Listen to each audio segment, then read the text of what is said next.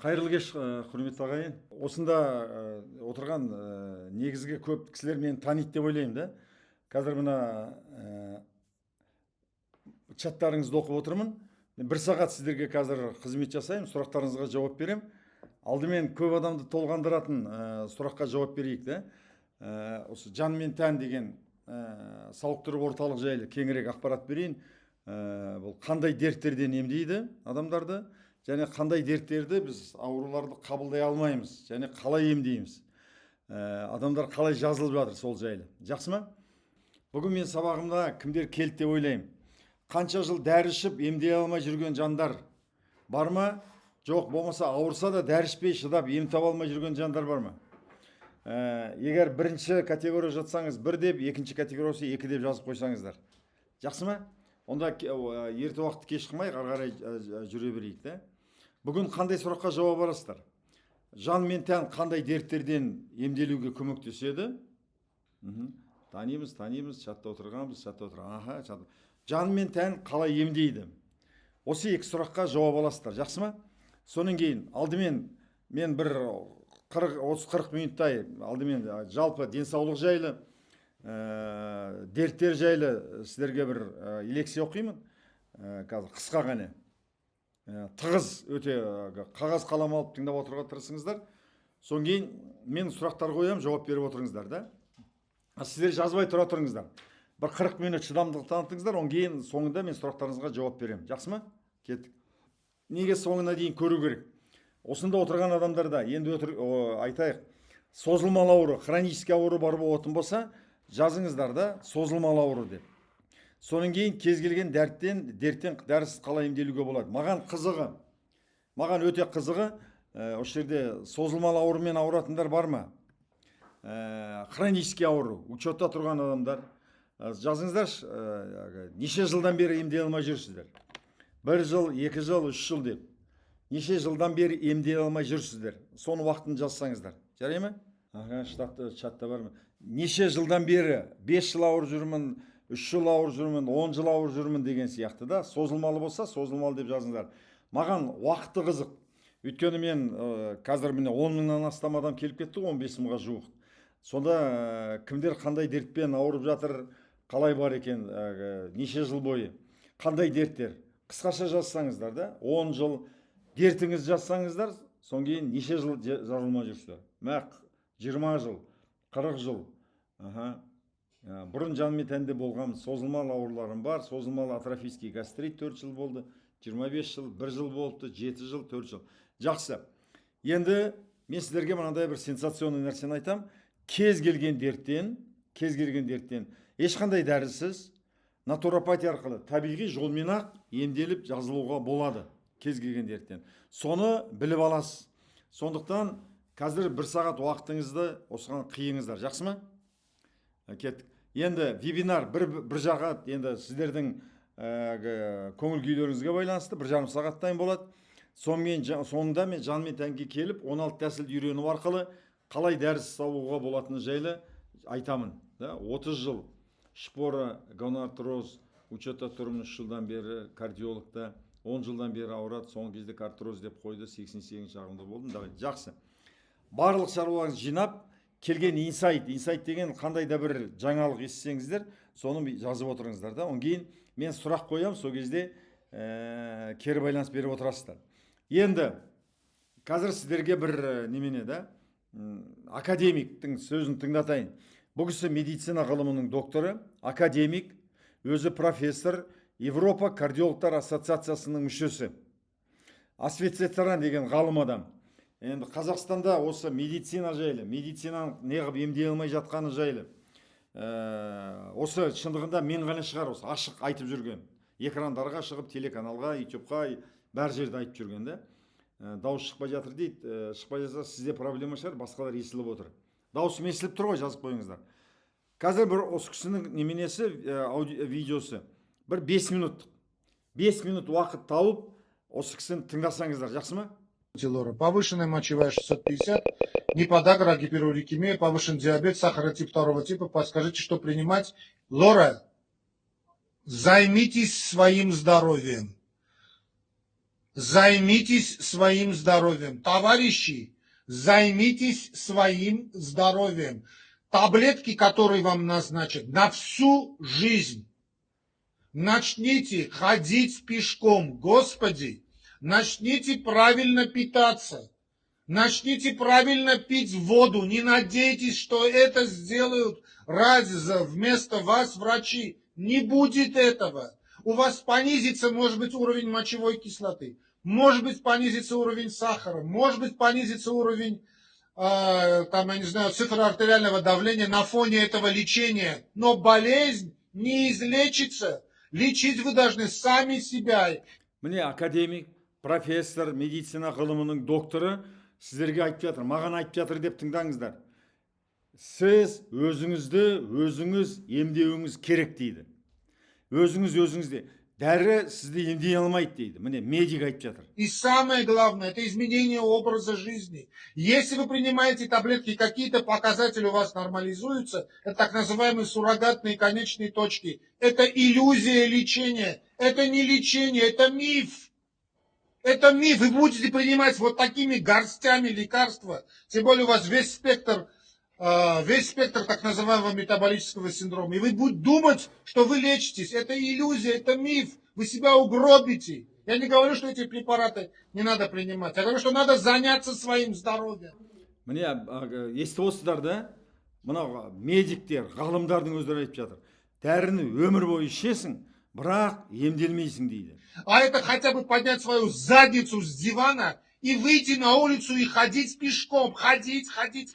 Начать ходить. Если вы раньше ходили там 1000 шагов в день всего, начните постепенно увеличивать до 10 000 шагов. Если вы раньше, я не знаю, пили воду, там одну чашку чая, начните пить нормальное количество воды постепенно, все постепенно, доведя до 2 литров, чтобы выводились соли мочевой кислоты, чтобы нормализовался уровень сахара, чтобы нормализовался уровень артериального давления.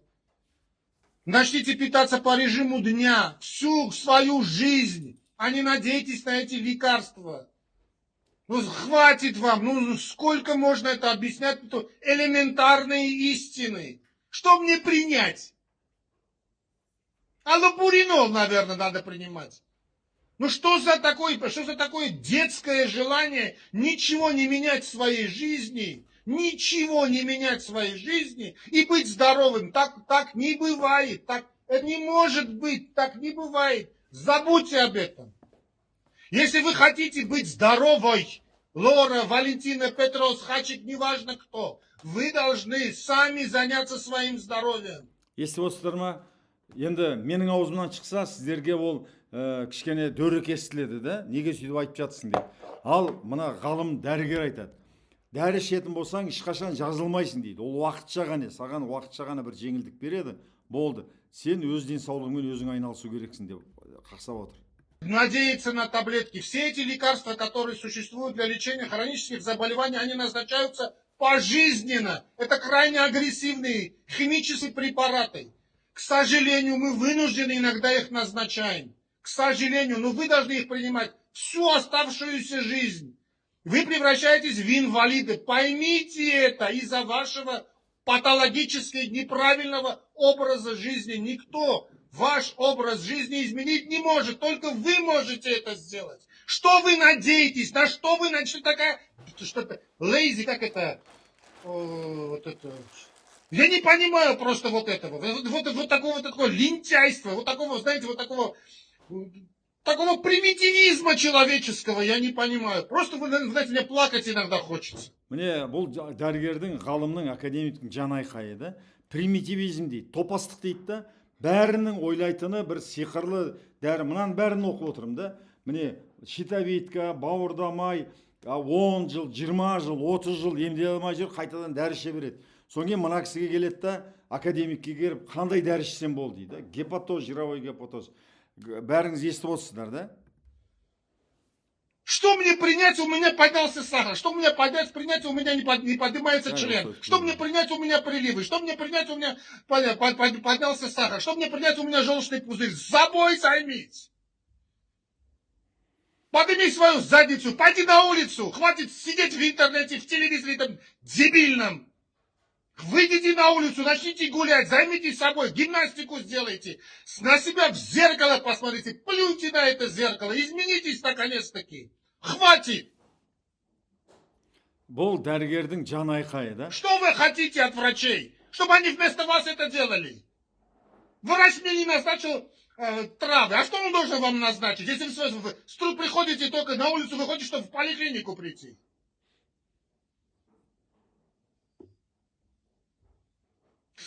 Что за отношение к своему? Слушай, Господь вам дал здоровье. Господь вам дал ноги. Господь вам дал мысли. Мозг дал. Еще начинают спорить со мной. Люди, которые вообще не имеют никакого образования, начинают со мной спорить. Что мне принять? Родиться заново надо. Если вы хотите жить долгую, счастливую, здоровую жизнь, не надейтесь на врачей. Врачи вашим здоровьем не занимаются, они занимаются болезнями, а не здоровьем.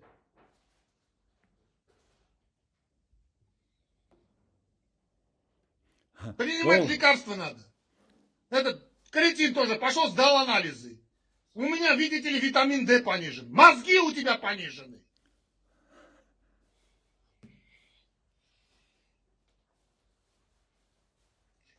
Ладно.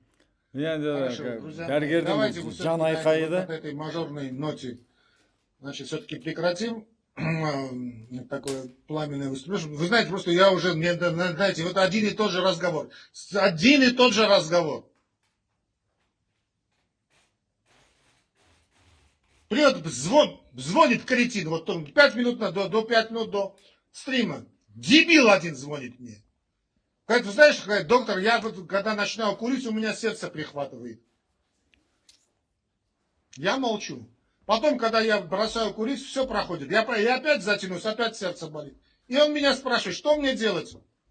Дебил, блядь. Ну что он должен делать? Вот спрашивает меня человек, звонит вечером, понимаешь, профессору академии, говорит, я говорю, вы ответили же на свой вопрос.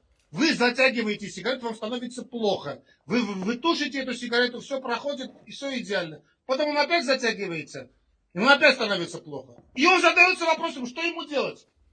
Открой окно, выбросись, блядь. Нахуй ты нужен человечеству, идиот. Міне бұл жаңағы академиктің жан айқайы. Адамдардың бәрінің келетіні профессор, ғылым доктор айтады. Не сенесің дейді, ол дәрінің немене саған дәрі емдеген адамды көрдіңіз ба? Мына жақта мен мына чаттарды қарап отырмын да. Міне 10 жыл, 15 жыл, 20 жыл өздеріңіз оқып отырған шығарсыздар да. Орынбасар аманат, артроз, 3-ші степень, бауырмай бар, өте үш тас бар, 15 жыл болды. 15 жыл бойы дәрі ішіп келе жатыр адамдар, емделмейді. Енді не істеу керек дейді. Не істеу керек екеніне мен қазір сіздерге соны көрсетемін бүгін да. Бүгін сол жайлы әңгіме болады. Енді мына дәрімен емдеу деген қашан шықты? Оның міне бір-ақ минут көрсетемін, одан кейін бұндай видеолар көрсетпеймін. В конце 19 и начале 20 века в медицинских вузах преподавали множество предметов. Существовали гомеопатические медицинские школы, натуропатические школы, школы травников, то есть существовало множество разнообразных подходов к лечению болезней. Однако фонды Рокфеллера и Карнеги были заинтересованы в установлении одного единственного общепризнанного подхода. Но как они этого достигли? Они взяли под контроль всю систему образования и создали медицинскую монополию, фактически устранив любую конкуренцию. Бұның бәрін кім істеп отырғанда? Рокфеллер. 19 ғасырда бұрын натуропатия, гомеопатия, травник адамдарды кәдімгідей емдеген, қазір емдеп жатқан жоқ. Бұны улап жатыр. Оған міне дәлел өздеріңіз да 4 жыл, 5 жыл, 10 жыл, 15 жыл бойы дәріні ішіп жатырсыз, бірақ ешқандай ем болып жатқан жоқ да? Ешқандай ем болып жатқан жоқ. Енді ағзаны қараңыз. Ағза деген ол тұтас бір жүйе. Маған жазда бір танымал, осы Қазақстан танымал бір кәсіпкер адам келді де, қарасам, соң кейін балдақ ұстап қойған мынандай. 60-қа толмаған адам. Соң кейін жаным ашыды, әкеш, өзім қарап берейін, диагнозын деп қарасам, емдерін қойған қандай аурулар бар екен. Диагноздарын қараңызшы, эрозивно фибринозный рефлюкс эзофагит, өңештің жарасы, созылмалы гастрит, созылмалы панкреатит, подагра, подагрический артрит, артроз, гиперуркемия, гипертония, созылмалы бронхит. бір адамның басында осыншама дерт, бір адамның басында. Да? Ол енді мүмкін емес қой бір адамның осынша ауруды жинап алуы. Бұл қайдан пайда болғанда? Бұны ятерогения дейді. Бұл дәрімен жинаған ауру, дәріден жасалған ауру. Соң кейін айтып, қандай ем қозғалған екен? Ма соның емделген протоколдарын қарадым түгел. Омепразол, нексиум берген екен, панкреатин, мебиврин берген екен, урсадекс, колхицин, ксефакам, соң кейін цефтраксион деген бір жойқын антибиотик берген екен. Бұл деген сұмдық қой, осынша дәріні берген. Енді менде қазір жан мен тәнде данышпан деген менде немене бар да, жасанды интеллект. Сол жасанды интеллект бүкіл әлемнің медицинасын, ғылымын соған салып қойдық. Соған салған кезде бізде бір 5-ақ минуттың ішінде түгел талдап береді. Бүкіл ем жайлы, бүкіл әлемнің ең ұлы ғалымдарының еңбегі осы жерде тұр да. Сонда айттым мен, омепразол, нексиумның қандай көмегі бар тырнақша ішінде. Қараңыз, асқазан қышқылының табиғи өндірісін тежеледі дейді. Ас қорыту бұзылады, В12, кальций, магний жетіспеушілігін әкеледі, иммунитет әлсірейді, ұзақ қолданса ішек флорасын бұзады. Ал панкреатин не істейді? Ағза өз фермент шығаруды тоқтатады, ұйқы безі жалқауланады, ұзақ қабылдаса тәуелділікке әкеледі. Мебиврин ішек қозғалысын баяулатады, қалыпты микрофлора бұзылады дейді. Урсадекс тек уақытша ғана өтті сұйылтады, негізгі өт түзілу себебін бауыр мен ұйқы бездегі бұзылыстарды шешпейді. Колхицин бұл токсикалық препарат, иммундық жүйені тежейді, асқазан, ішек бауырға зиян, ұзақ қолдану қан түзуді тежейді. Ал ксефакам асқазан жарасына, бауыр, бүйрекке тікелей зиян, қан кету қалпын арттырады, ұйқысыздық жүрекке күш түсіреді. Цефтраксион пайдалы ішек бактерияларын өлтіреді, шөті, дисбактериоз, бауырға жүктемей иммунитет әлсірейді. Міне қараңыздар.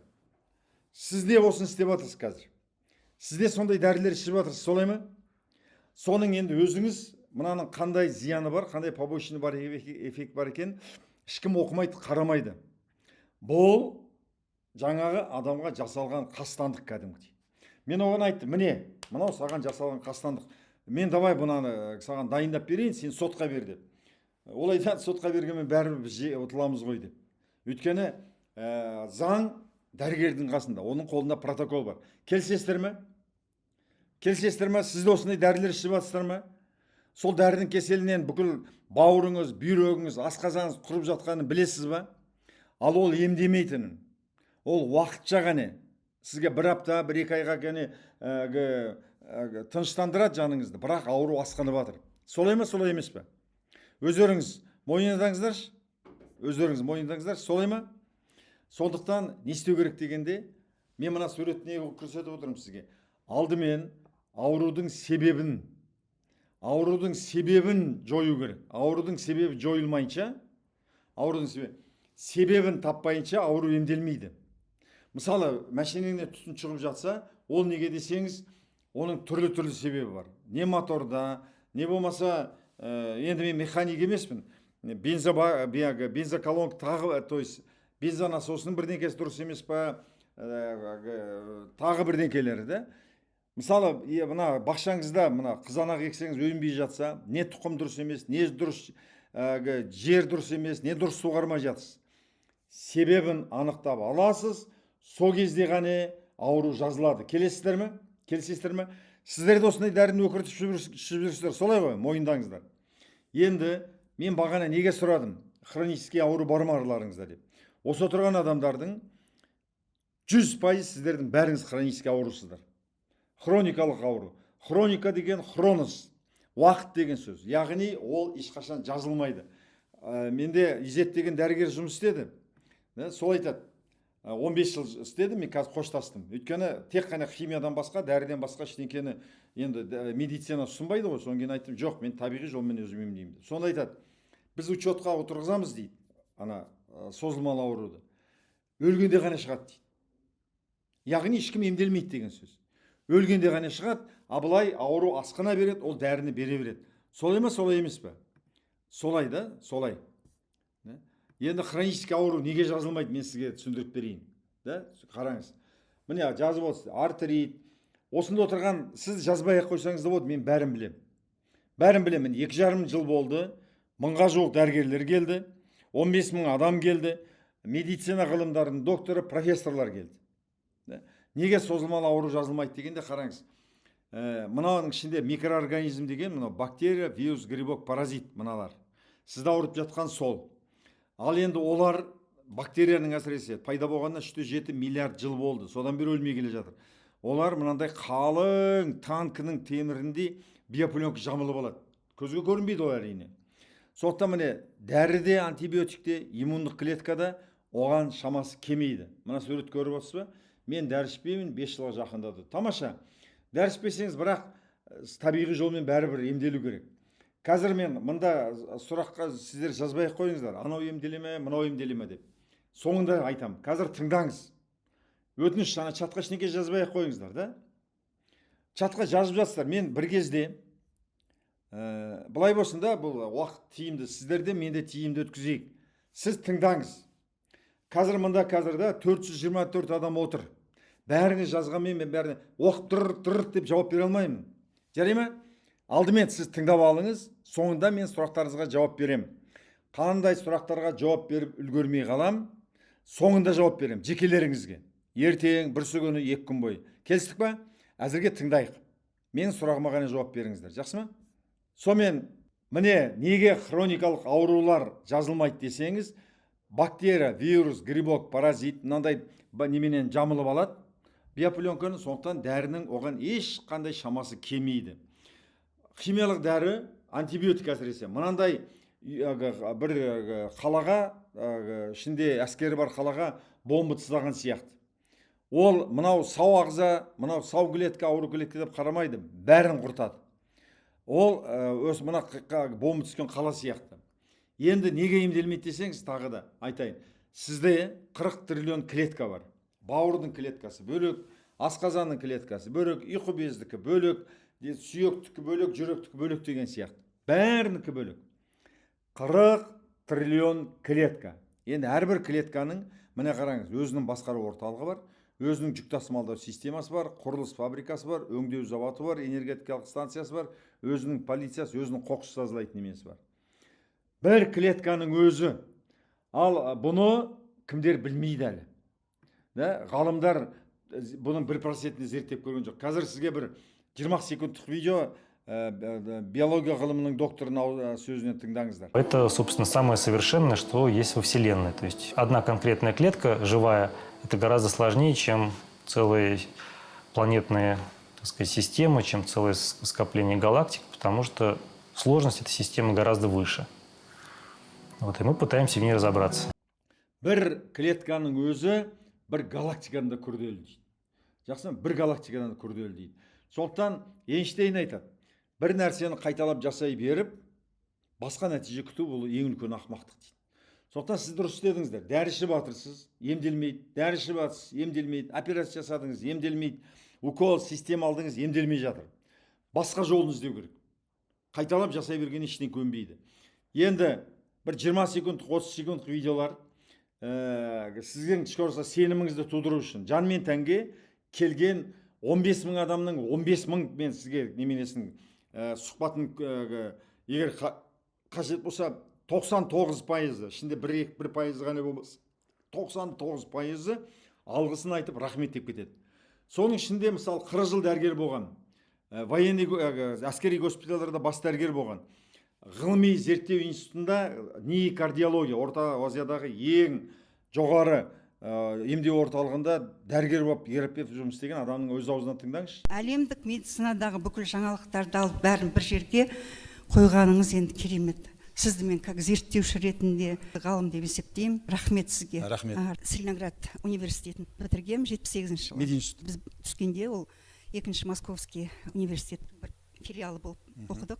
Лечебный факультетті бітірдім. Соңғы 10 жылда кардиология, ішкі ағзалар ауру ғылыми зерттеу институтында 10 жыл жұмыс істедім. Кім болып жүрсеңіз? Терапевт. Өз көзіммен көрдім, сол институт кардиологияның өзінде бір флаконның өзі 500 мың тұратын дәрілер бар ғой енді. Соның өзі уақытша ғана әсер етеді. Соңғы ақшаларын жинап келеді ғой енді, сонда керемет жаным ашитын. Уақытша ғана. Уақытша бәрі. Оның побочный действиялары басқа жақтан шығып жатқан кезде мен жылағым келетін, действительно. Ковидпен ауырдық қой 20-ші жылы. Содан кішкене ұйқысыздық пайда болды. Қызымды жоғалтқам, сол депрессиядан сахарный диабетпен давлением көтеріле бастады. Мен қазір ешқандай лекарство алмаймын. Сіздің методикаңызбен Қантыңыз қанша болып келеді? Вообще 17-ге дейін көтеріледі. Бірінші осы жаққа түскенде 12-де 7 болды. Сосын 8 болды, бүгін 5-те 5. Супер. Міне 40 жыл тәжірибесі бар дәрігер, не кардиология жұмыс істеген, Московский мединститут бітірген, жаңағы айтқан сөзін тыңдасаңыздар. Бидейді, мен сізді бүкіл әлемнің ғылымын бір жерге жинаған ғалым деп есептеймін. Сіздің методикаңыз бойынша өмір бойы дәрі ішпеймін. Қантым 18 болып келген, 5-те 5-пен қайтып бара жатырмын дейді. Керемет па? Айтыңыздаршы, керемет па? Әрине керемет. Қанша жылдық тәжірибеңіз бар дәрігер? 36 жыл. Мен өзім Қырғызстанда Фрунзе мединститутынан бастап, одан кейін мына Қазақстанның өзіміздің мединституты Асфендияров атындағы мединститутты бітіргем. Бір жері қабынса антибиотик, давлениесі көтерсе соны тек түсіретін дәрі. Ол да уақытша. Сөйтіп өзіміздің ауруларды хронический қылып жібереміз. Осыдан 5 ай бұрын менің шалым қайтыс болды. Біз ол кісіні қайда барып емдемедік. Бірақ соның ішінде де біз ол кісіні аман алып қала алмадық. Шынымен біз не істеп жатқанбыз? Мен өкіндім. Неге мен осы ертерек білмедім, ертерек алып келмедім. Мен соны мына Ахметбектің айтқанын тыңдап, мен өзім көзімді ашып отырмын. Міне, 78-ші жылдан бері дәрігер болып жұмыс істеген адам Ахметбектің айтқанынан енді көзім ашып отыр. Міне Әли апай 72 жылдан бері дәрігер болып жұмыс істеп жатыр. Ахметбектің айтқанынан көзім ашылды дейді. Енді мына бір-екі сұраққа жауап берейін. Өтініш үрей депрессиядан емделуге бола ма? Жауап жазыңызшы, күтемін. 3 жыл болды ауырғаныма, үйден шыға алмай, өзден сауғым семей келдім. Бақыт Азбеков 100%. Міне өткен ағымда ғане сіздер Жан мен Тәннің ютубына кіріңіздер, инстаграмына кіріңіздер, тиктогына кіріңіздер де. Панический атака, депрессия болып жатқандар алғысын айтты да, 3 күннен кейін жақсы болды деп. Сахарный диабет жазылады. Осы емге барып келгесең аурумыз тағы қайталанбай ма? Қайталанбайды. Біз түп тамырымен аурудың себебін ашып, түп тамырымен есеп тастаймыз да. Фиброзный кистоидный мастопатия, аяғымда варикоз бар, суставтарым ауырады, шықырлысым тоже дұрыс емес сияқты. Айта берсем аурум көп, бірақ ем алып жатқан жоқпын. Ержан Мұрзағалиев, неге ем алып жатқан жоқсыз? Енді әрине мен сізге химиялық дәрі ем ал демеймін, келіңіз. Енді сізге мединституттың профессорын көрсетейін. Қазіргі Казахско-Российский мединституттың профессоры, ғылым кандидаты Салтанат Ерманова. Мен өзім негізі мамандығым терапевтпін. Мен негізі барлық қарасам өте дұрыста, барлық этаптары жаңағы жүргізіп жатқан жұмыс барлығы дұрыс. Біз медицинада ұят жоқ, хронический сеситмейді. 3-4 күннің ішіндегі результат мен 1-2 күннің ішінде жаңағы менде қойды. Шынын айтқанда 100% мынау әсер етеді екен адам ағзасына, барлық өзімізге байланысты. Менің алғысым сізге шексіз. Грыжа, без проблем. Тағы да бір-екі дәрігерді тыңдайық, сонымен болады. Қанша жыл апай дәрігер болып жұмыс істедіңіз? 45 жыл. Анаңыз да доктор болған ба? Иә, келінім де доктор. Қошым врач емес қой дейді. Біз врач болғанда не келістірдік? Өзіміздің врачтарымыз ауруымыз. Половинасын көп ауру. Менің атым Гүлнар Ақпанқызы, 34 жыл стажым бар. Семейдің медициналық университетін бітіргенмін. Үлкен сұрақылып балаларымызды байтынымыз. Жаңа туған бала больницаға түсетін біздің протоколымыз жаңағы сразу последнее поколение антибиотиктер қосылады. Ол деген өте дұрыс емес, мен өзім соған қатты қарсы болдым. Дәрілер емдеп жатқан жоқ. Адамдар жаңағы больницаға жүр. Одан ары қарай емшілерге кетеді, бірақ ешқандай ем таба алмайды. Өзімнің туыстарым да сондай. Сол себепті көбінде ізденісте болдым, қалай көмектессе екен, не бар екен, қалай істесек екен деген сияқты. Бірақ менің ізденіп оқып жүргендерім ағайдың білімінің қасында 1% қана болып қалды. Мен, например, өзім медик болсам. Міне естіп отырсыздар ма? 34 жыл дәрігер болып жұмыс істеген адам айтады. 7 жыл институт оқыдым, 34 жыл дәрігер болып жұмыс істедім. Менің білгенім ағайдың қасында 1% дейді. Мен мақтанышын айтып отырған жоқпын. Сізге мына шынымен химиялық медицинаның, бүкіл медицинаны жоққа шығару дұрыс емес әрине. Ол үшін ақымақ болу керек. Медицинаның кереметтігі бар да. Операция жасайды, көзің операция жасайды, қан тамырың жүрек бітеліп қалса ауыстырып береді. Бірақ хронический ауруды да медицина емдеп жаза алмайды. Мына соңғы дәрігерлердің өзінің аузынан айтып жатқаны, мына кісі Москвада қорғаған ғылым докторын, мединституттың профессоры. Мен Асфендияров университетінде сабақ беремін. Педиатриядан жоғарғы квалификациям бар, высшая категория. Сонсон алтын дәрігер дейтін атағым бар. Үйде жатқыңыз келмейді. Қайтып жатам мен. Күнде ізденуде боламын. Тамаша. Первопричинаны табу өте қиын. Первопричина сіздің дәрісіңізден ұғып жатырмын. Созылмалы ауруларда дәрігер тек қана дәрі береді. Менеджер по продаже лекарств дәрі береді. Бірақ рухы жайында, өзінің күші жайында ешбір дәрігер бір сөз айтпайды. Міне, енді мен жаңағы бәрін емделе ма деген сұрақты қойып жатсыздар да. Мен қазір бір немені көрсетейін. Сіздерге бір нәрсе көрсетейін да, мен компьютерімнен. Мына сұрақтардың бәрін қарап отырмын. Емделе ма, емделмей ма деген да. Анау қалай болады, мынау қалай болады деген. Қазір сіздерді сол сұрақтарыңызға мен бір жауап беріп, жауап тастайын да. Мен мына сабақта бірінші күні мен лекция оқимын. Бізде теория практика да. Бірінші күні мен лекция оқимын. Сол кезде мен ең соңында осындай сұрақтар қояды. Мынаға мен мынандай немене берем, да? Жаңа сұраққа мынандай жауап берем. Қалай емдейсіздер ма, емдемейсіз ба дегенде. Қандай кепілдік бересіз дейді. Мен келген айтқанды айтам, айтқанды бірге бір істеп, жан мен тәнде келгендерге 6-шы күні, 6 күн ешқандай өзгеріс болмады. Мына бүкіл дейімізге риза емес десеңіз, мен сіздерде шанс бар, мен сізге 1 миллион теңге қалтаңызға санап берем. Мынаны кәдімгідей сіздерге мынаны фотоға түсіріп алып тұрып, соң кейін нотариусқа барып маған нетсеңіз болады да. 3 ай бойы үйге барғаннан кейін мен үйреткен тәсілдерді бірге бір істейсіз, да, ешқандай өзгеріс болмады. Да, бәрін сен айтқанды бәрібір табиғи тәсілдерді істеп отырмын. Ешқандай өзгеріс риза емеспін десеңіз, мен сізге 1 миллион теңге санап берем. Осы сіздерге жеткілікті ме осындай кепілдік? Осындай кепілдік жеткілікті ме? Сіздерге бұндай кепілдікті Қазақстанда ғана емес, әлемнің ешқандай емдеу орталығында бермейді. Келісесіздер ме? Әлемнің ешқандай орталығында дәл осындай кепілдік сіздерге бермейді. Мен сіздерге беремін. Өйткені мен неге сенемін? Мен ғылымға сенемін. Біздің 16 тәсіліміз. 16 тәсілдің бәрі ғылыми тәсілдер. Бәрі ғылыми дәлелденген тәсілдер. Бәрі ғылыми дәлелденген тәсілдер. Табиғи тәсілдер. Мен сізді емдемеймін, мен емші емеспін. Менің қолымда сиқырлы таяқ жоқ, менде биополия жоқ да. Сізді емдейтін өзіңіздің иммунитетіңіз және табиғат. Біз сіздің иммунитетіңізді 16 тәсілмен деңгейге көтеріп береміз. Қазір түсіндіріп береміз қалай емдейтінімізді. Соның кейін міне әр адамда сізде 1,8 триллион иммундық клетка бар. Оны неге ауыратыңызды түсінем. Әрбір адамда 1,8 триллион иммундық клетка бар. Иммундық клетка. Сол сіздің қорғаныңыз. Міне қараңыз. Ол 1 секунд тоқтамай сізге қызмет жасайды. Сіз әрбір ішкен ауамен, әрбір жеген тамақпен, бактерия, вирус, паразит, адам неге ауырады? Адам иммундық клеткасы бұзылғаннан кейін. Иммундық елдің бәрі өтірік емделеді деп жүрмесін. Жаңағы сіздерге берем жаңағы кепілдікті. Соны түсіріп аласыздар.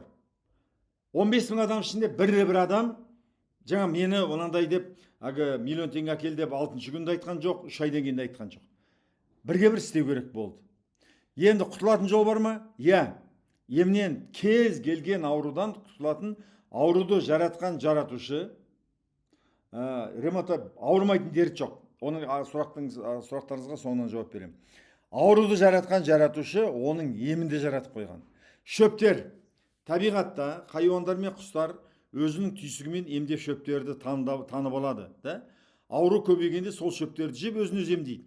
Табиғатта киіктің ішінде, арқардың ішінде, жолбарыс, түлкілердің ішінде, тышқанның ішінде ешқандай дәрігер жоқ қой. Аптека жоқ қой, келісесіздер ме? Келісесіздер әрине де. Мына итті қараңызшы. Мына ит неге шөп жеп жатыр? Ет жейтін шөп. Ит неге шөп жеп жатыр? Айтыңыздар. Неге? Жауап беріңіздерші. Неге ит шөп жеп жатыр? Өйткені ода түйсік бар. Түйсік бар. Қандай шөптің емдік шөп екенін біледі. Соң кейін сонымен емдейді ол. Өзін өзі емдеп алады. Қандай шөп? Бізде де фитотерапия 16 тәсілдің біреуі емдік шөптер. Табиғи 1000-дан астам емдік шөп бар. Ол сіздің ағзаңызға химиялық дәрі сияқты зиянын тигізбейді. Ауруды жаратқан жаратушы, бактерия, вирус, грибок, паразит, раковый клетканы оны емдейтін шөп дәрілері жаратып қойған. Біз соны сіздерге сонымен көмектесеміз. Сіздің ауырып жатқаныңыз иммунитеттің осал. Иммунитет осал, да? Иммунитет осалдың белгісін. Қазір қарап отырыңыздар. Осындай пәле бар болса, сіздер айтыңыздар, да? Жараның жазылуы қиын болса, ұйқы басып тұрса, мұрын қуысы, тыныс алу, зәр шығару қиын болса, суық тиіп орви болса, тоңғақ болсаңдар, буындарың, бұлшық еттерің қақсаса, кеш шаршаса, әлсіздік болса, көздің астып тұрса, иммунитетің осал деген сөз. Енді маған кері байланыс беріңіздер, соңғы мен сіздердің сұрақтарыңызға жауап берем. Мынандай белгі бар ма сіздерде? Мынандай белгі бар ма? Ары қарай терің бозарып кетсе, лимфа бездерің ісіп кетсе, шашың түсе берсе, тырнағың сына берсе, терлеп, теріңнен иіс шығатын болса, іріңдер пайда болса, тырнағыңда грибоктар пайда болса, аллергия пайда болса, ондай иммунитетің осал деген сөз. Дәл осындай сіздерде белгілер бар ма? Бар ма? Бар деп ойлаймын. Не істеу керек? Тәніңізде қандай құрттар бар екенін анықтау керек. Соңғы шөп дәрілермен, ферменттермен олардың көзін құрту керек. Ағзаны тазалап алу керек. Миыңызда қандай құрт бар? Мидағы 80% ауыртатын стресс, қайғы, реніш, ашу ыза, уайым, үрей, қызғаныш, осы 6 нәрсе. Соны психотерапиямен, психо деген жан, терапия деген емдеу. Біз жан мен тән деп неге қойдық? Жаныңызда тәніңізді емдейміз. Сонан кейін біздің 16 тәсіл сіздің иммунитетіңіз қалпына келтіріп береді. Болды. Барлығы сол. Ауруды жаратқан жаратушы оның емінде жаратқан. Ешқандай аптекадағы дәрілерді жаратушы жаратқан жоқ. Сондықтан ол сізге емдей алмайды. Ағзадағы құртты шөп дәрімен, мидағы құртты психотерапиямен. Енді жытсо, біз қалай емдейміз, соны айтып кетейін, да? Суық сумен 16 тәсіл, мен қазір жүгіртіп айтып кетейін, оңген жекеңізге жіберіп қоямыз. Әрқайсының пайдасы жайлы. Суық су, тыныс алу жаттығулары, йога, медитация, міне, стим шаг. Стим, суық су, тыныс алу, йога, медитация. Сонан кейін миопресуралық массаж, артроз, артрит, гонартроз, грыжа, остеохондроз емдейді. Шөп шайлар, аутофагия, ашықтыру, гипнотерапия, да? Стим шаг. Сонан кейін тағы 8 тәсіл. Музыка терапия, шырындар, биенің сүті, түйенің сүті. Міне түйенің сүті. Сонан кейін психологиялық лекциялар, психотерапия, күлкі терапия, натуропатия, кинезитерапия. Міне 16 тәсіл. Осы 16 табиғи тәсіл ғылыми түрде дәлелденген болды. Енді негізгі сұрақ қояды, қандай дертті қабылдамаймыз деп, та? Эпилепсия, соңген өздігінен қозғалмайтын адамдар, яғни анша түсінбейді, оны көтеріп жүру керек.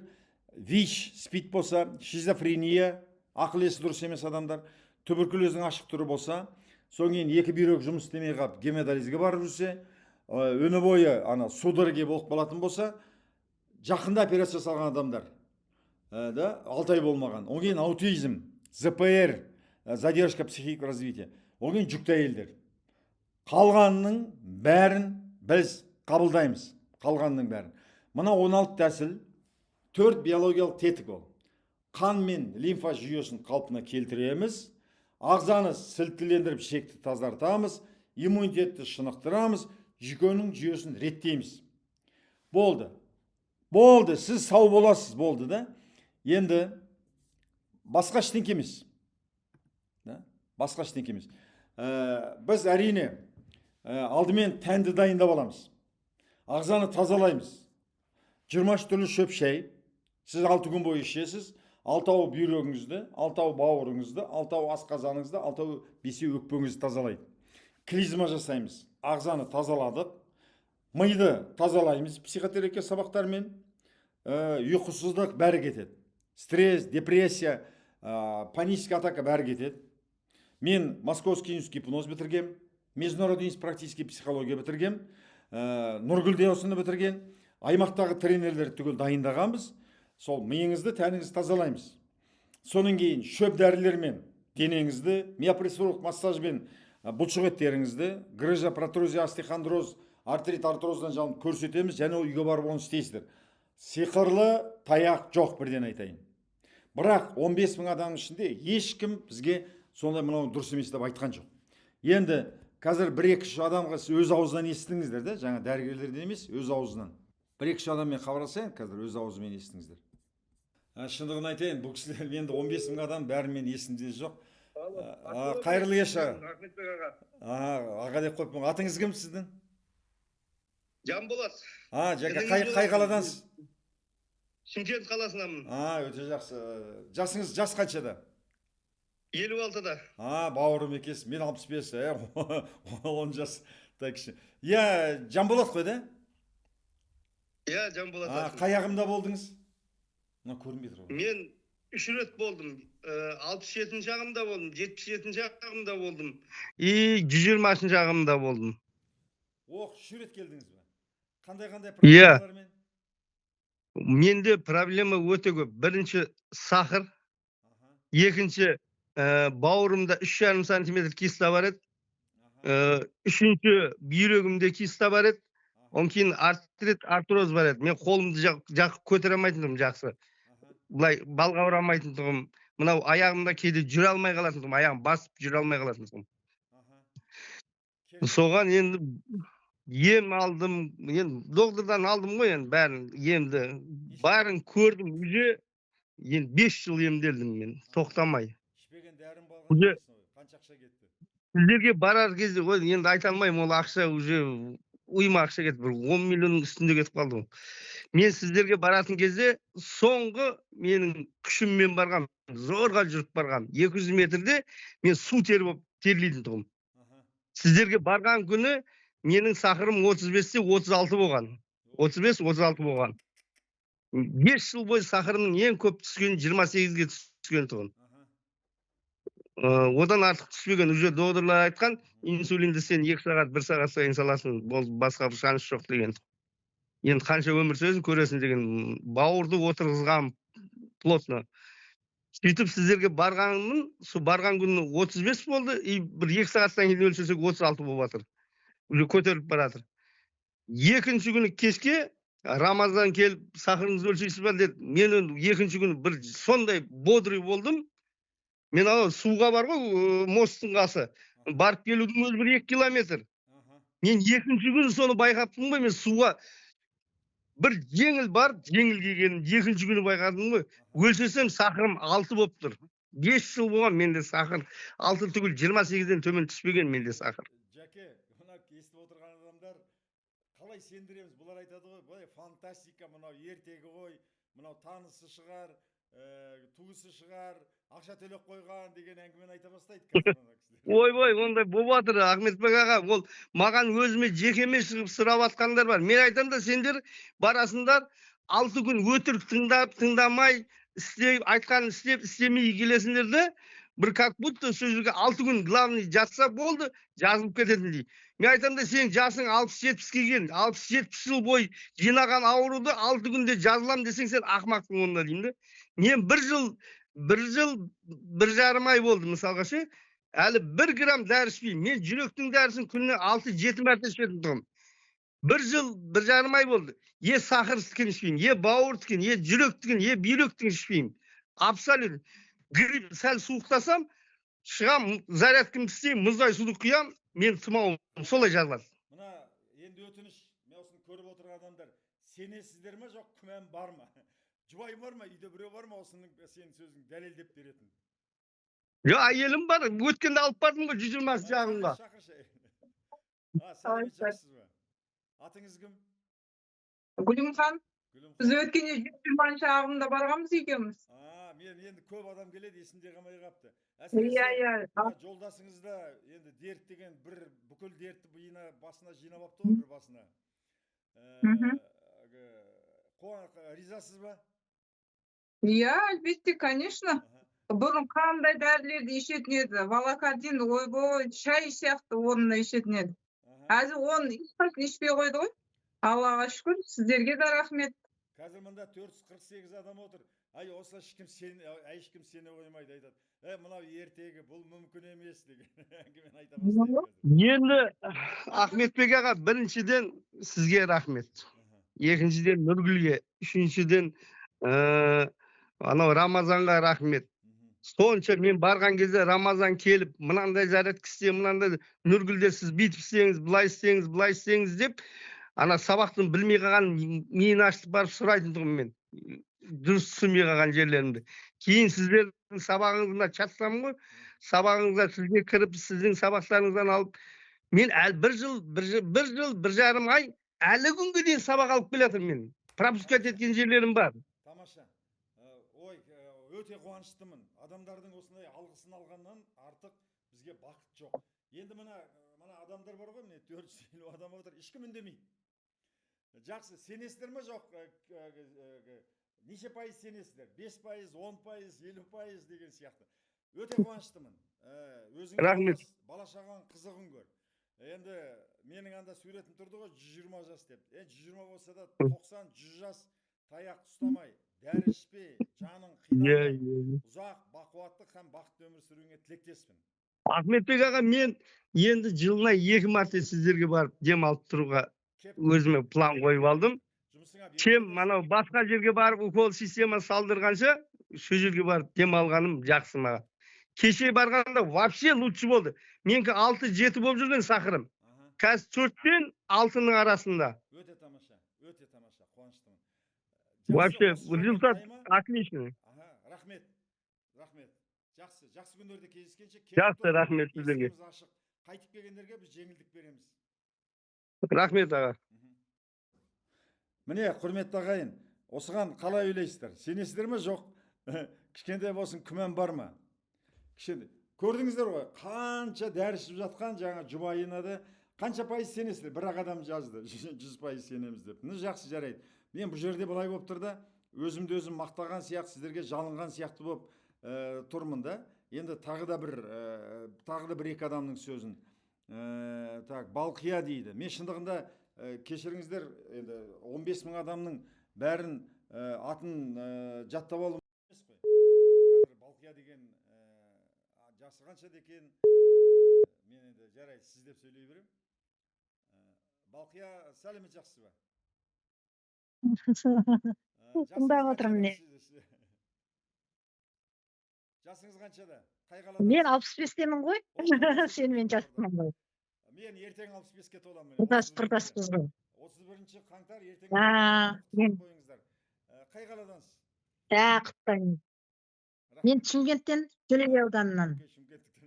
Қазір Атыраудамын. Атыраудан емеспін, Шымкенттемін. Балқиямын, иә. Сізде қандай мәселемен келіп едіңіз, қай ағымға қашан келдіңіз? 96 ағымға келдім. Августтың басында, июньнің аяғында. Сөйтіп,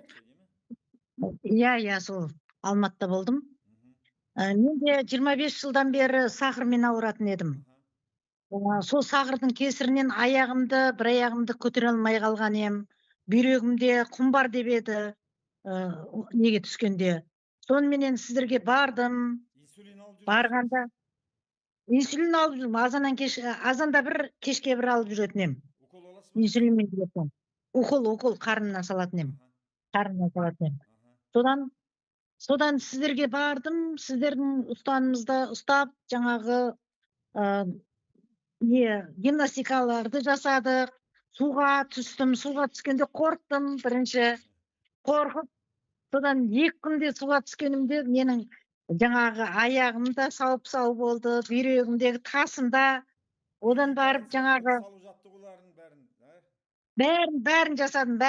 Қыздар, Нұргүлдерге де рахмет, қыздарға да бәріне рахмет. Сонымен солардың жасауын жасап, содан енді барып өлшесем, сахарымды 6-5 болып тұр екен. Қуанып қыздарға айтам, жаңағы ойбай 20-25 сондай азанда салмасам түсіп тұратын ғой. Енді үйге келгеннен кейін солардың бәрін ұстап жүрмін.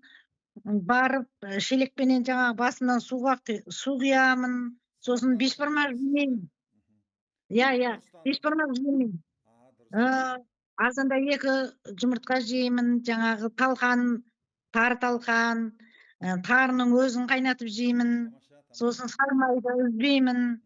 Сонымен жақсы, күштімін. Енді менде жүрегімде кардиостимуляторым бар еді. Осы Атырауға келген себебім, менің докторым осы жақта тұғын, осы Атырауда тұғын. Естіліп жатыр ма? Содан мен докторым шақырды, сізге 11 жыл болып қалды ғой, келіп тексеріліп кетіңіз деп. Отличный деп шығарды. Мен жаңағы ауа жұтам, жүрекке арналған ауаны жұтам. Сіздің айтқаныңыз істеймін, күніге гимнастикамды жасаймын. Ана даусыңды шығарып қоям жаңағы неге. Осы Аллаға ризашылығымды айтам, әкеме, шешеме, балаларыма ризашылығымды айтам. Соны суға түсіп болғанша солардың бәрін тыңдаймын. Сөйтіп жазылып жүрмін енді. Ана жүрегің отличный деп шығарды жаңағы. Несі әлі 2 жыл бар деп. Жақсы. Сізге 90 жас өмір сүрей, 100 жас өмір тілеймін, бала шағаңызды қызығын көріп, жаныңыз қиналмай, таяқ ұстамай, ауырмай, ұзақ, бақуатты һәм бақытты өмір сүріңіз. Молодец. Саған да соны тілеймін. Алла адамдардың ықыласына бөленіп жүре беріңіз. Амандықта жүріңіз. Тағы да барғым келеді, жазда барам. Амандық болса. Барам. Иә. Мен даусым анша естілмей қалады дейді, неге?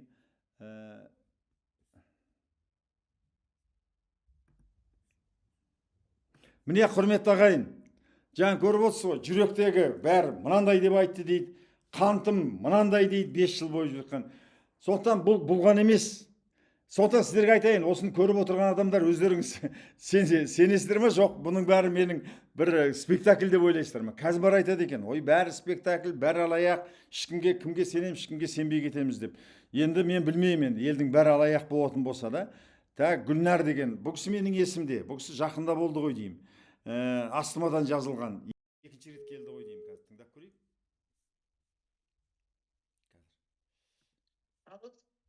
Сіз ба ағай? Иә, Гүлнар.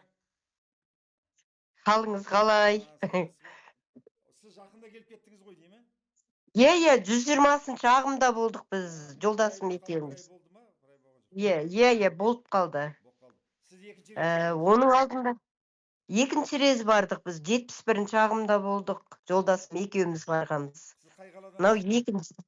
Біз осы Еңбекші Қазақ ауданы, Ашсай ауылы. Сізде немені болған?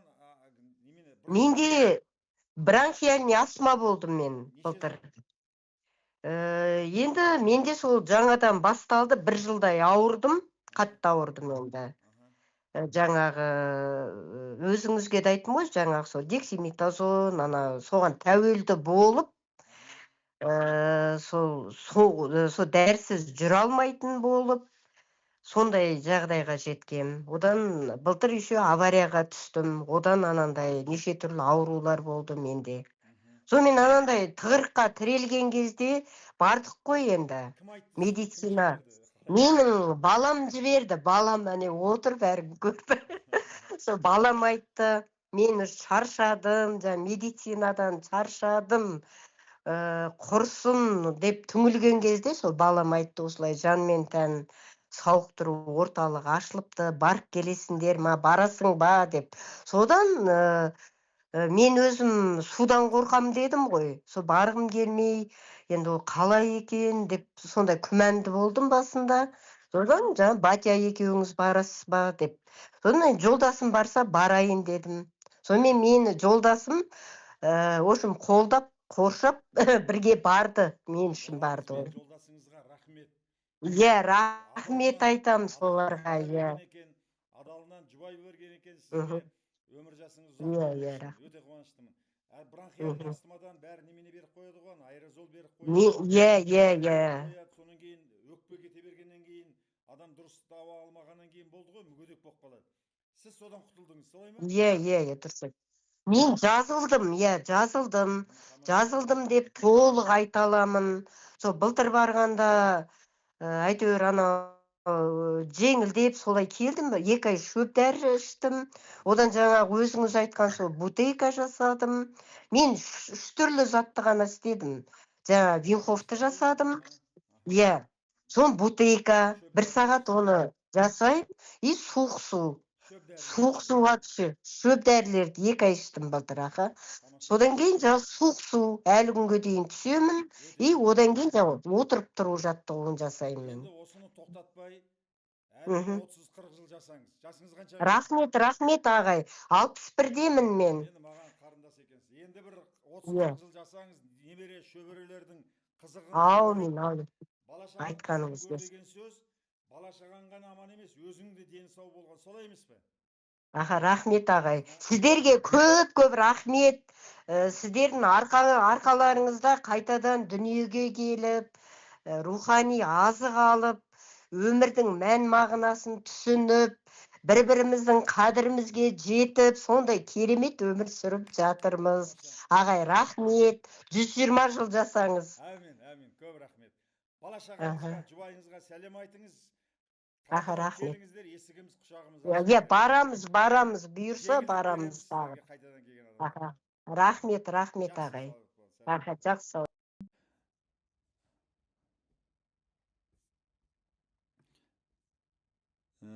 Міне, құрметті ағайын, бронхиальный астма дегенде өте күрделі ауру. Мен талай адамдарды білем. Хайда банан пысылдататта жүреді, дексиматозонды береді, содан бауыр, бүйрек ішінеке қылмайды. Мына кісінің толық жазылғанына сенесіздер ме? Араларыңызда скептиктер бар ма? Болса айтыңыздар, ұялмай айтыңыздар. Мынауың күмәнді, бронхиальный астма жазылмайды, бұл танысың шығар деген сияқты да.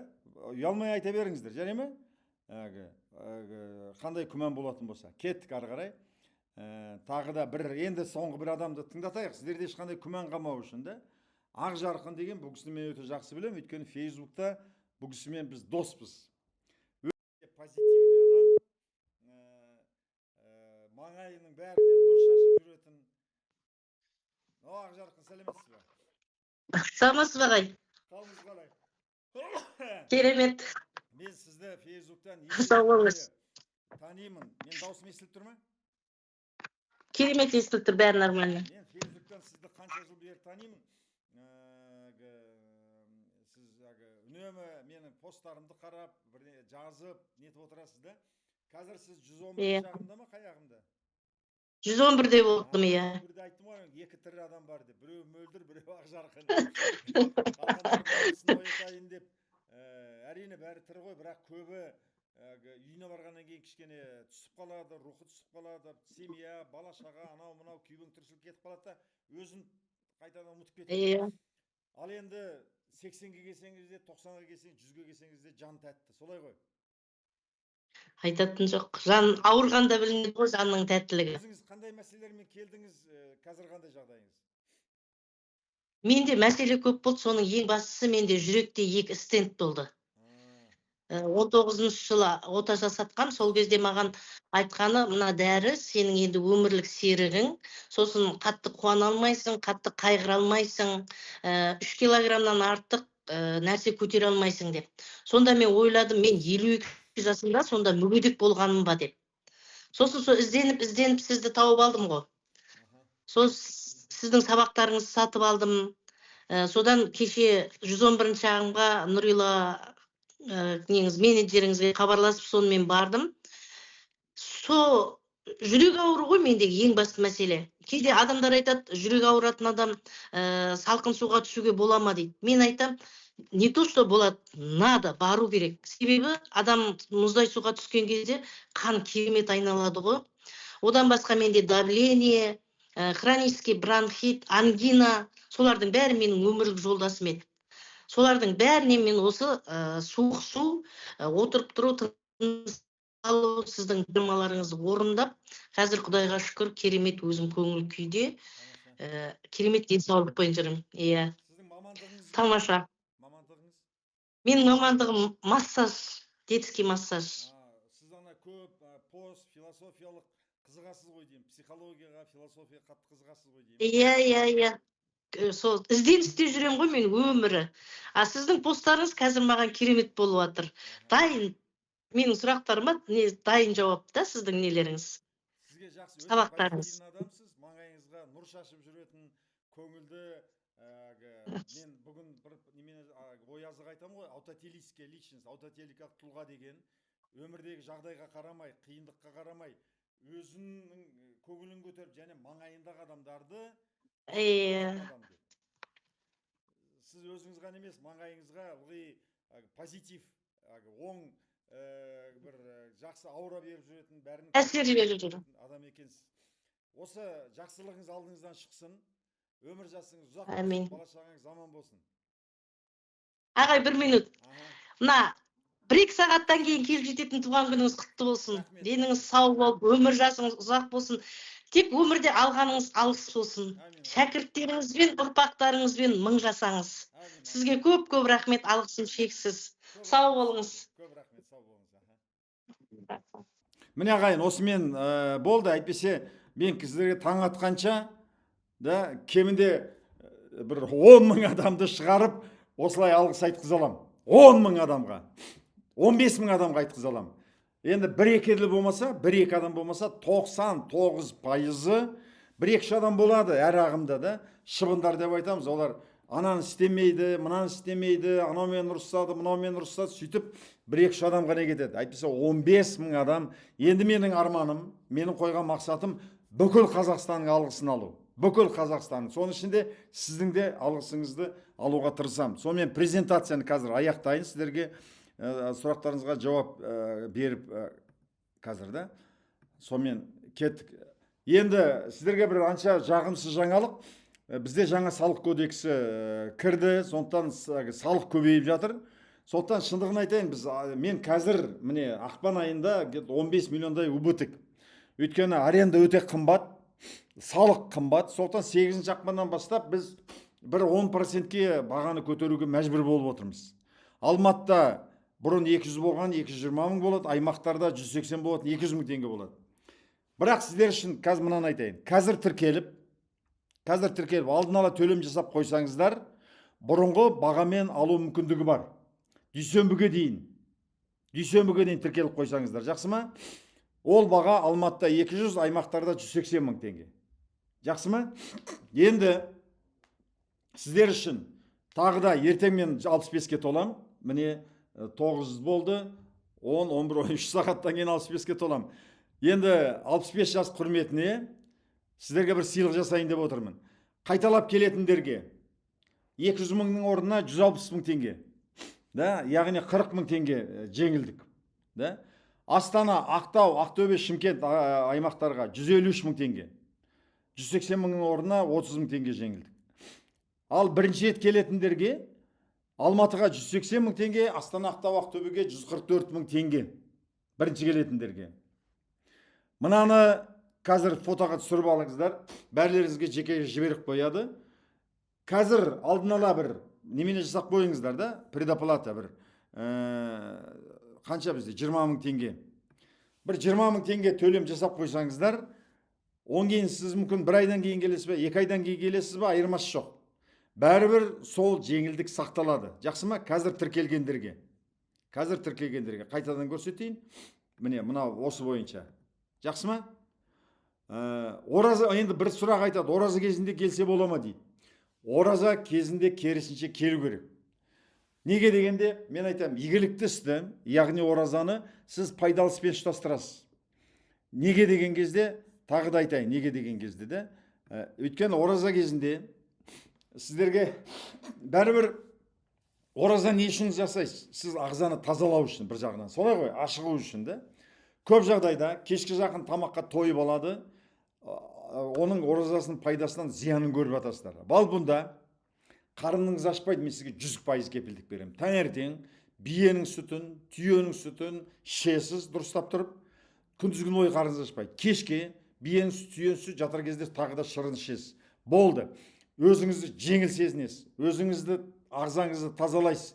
Керісінше ораза кезінде міндетті түрде келу керек. ағзаңызда, санаңызда тазалады, мүлде жақсы адам болып, жаңадан болып қайтасыз да. Өте сізге бұл тиімді болады ораза кезінде. Шындығын айтайын мен сіздерге, да? Өте тиімді болады. Енді толық ақпарат алу үшін мына телефонды жазып алыңыздар, осы телефонға хабарласыңыздар, да? Енді так, сұрақтарыңызға гипнотерапия қалай емдейді? Самый главный ем болса болды дейді, еліміздің қалай. Так, туған рахмет, туған құттықтап. Псориаз 7 жыл болды. Сіздің метод қолданғандардың қанша пайыз емделді? Сол туралы ақпарат жүргізесіздер ме? Кейбір сай үйге келген соң қайта ауырдық дейді. Осы сұрақтарға мен жауап берейін. Мына сұрақтарға, біраз сұрақтарға жауап берейін, түгеліне жауап бере алмаймын да. Қазір біраз сұрақтарға. Так, биыл жазда барам деп жоспар. Жақсы.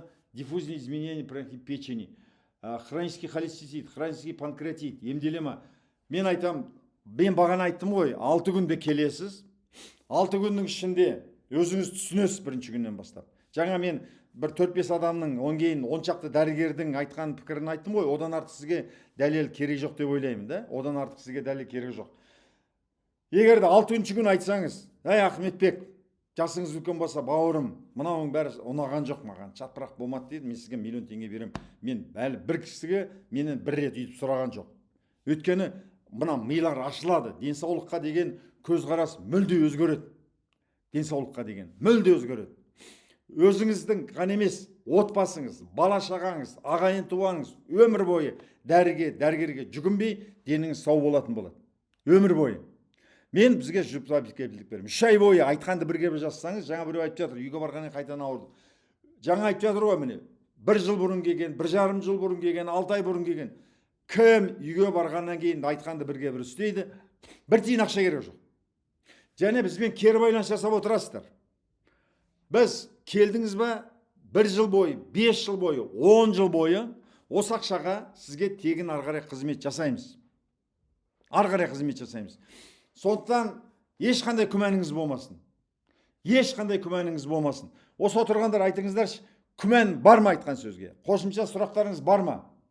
Жаңағы адамдардың отзывынан кейін қосымша сұрақ бар ма? Қандай ауру жазылады дегенде, мен жаңа 5-6 ауруды айттым да.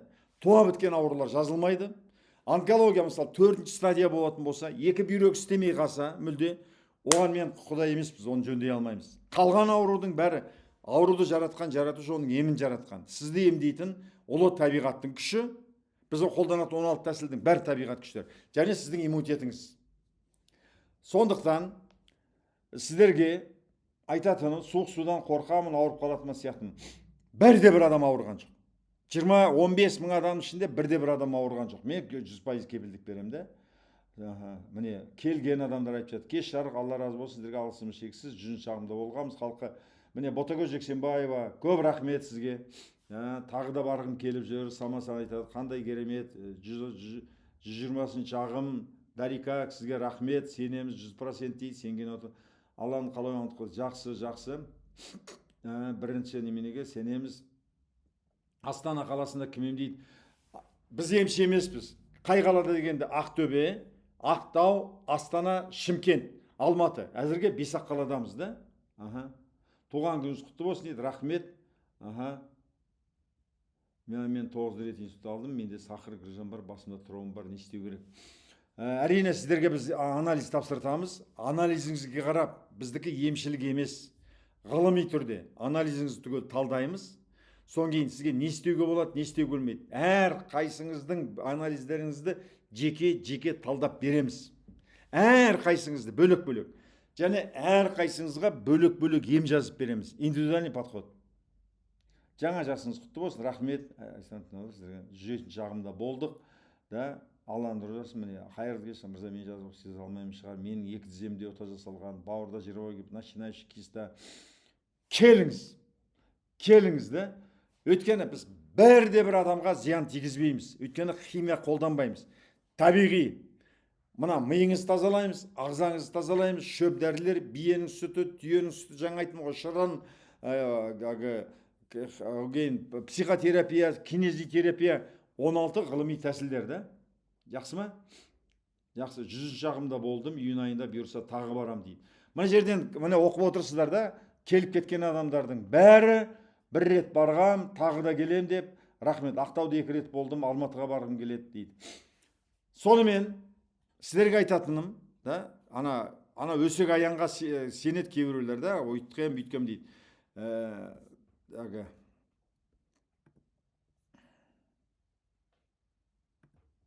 Сонымен бүгінгі неменені аяқтайық. Әрине, мен сіздерді тікелей экраннан емдеп жазып жібере алмаймын, да.